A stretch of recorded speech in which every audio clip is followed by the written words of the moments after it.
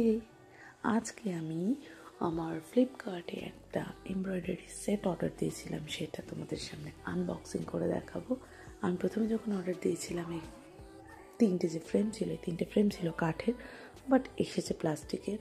Not bad, কিন্তু ছোটোটা বেশি বেটার ছিল। মাঝারি আর বড়োটা যেটা ছিল সেটা অতটাও বেস্ট কোয়ালিটির নয়। আমি সেটাকে 10 আউট অফ 5-6 দেবো, বাট ছোটোটা যেটা ছিল একদম ছোট, সেটাকে আমি আউট অফ 10 দেবো। এছাড়াও এর মধ্যে ছিল প্রচুর রং বেরঙের সুতো, যেটা কিনা আমার সব থেকে বেস্ট লেগেছিলো, এবং সুতোর কোয়ালিটিগুলো দারুণ ছিল। এছাড়াও ছিল অনেকগুলো সুই, এবং সুইতে সুতো পরানোর জন্য আমাদের অনেক সময় অনেক অসুবিধা হয়, সেই কারণেও একটা ছোট্ট মতন দেওয়া ছিল, কি আমি ওটার নাম জানি না। তো লিঙ্ক ডেসক্রিপশন বক্সে দেওয়া রয়েছে, তোমরা তাড়াতাড়ি অর্ডার করে দাও।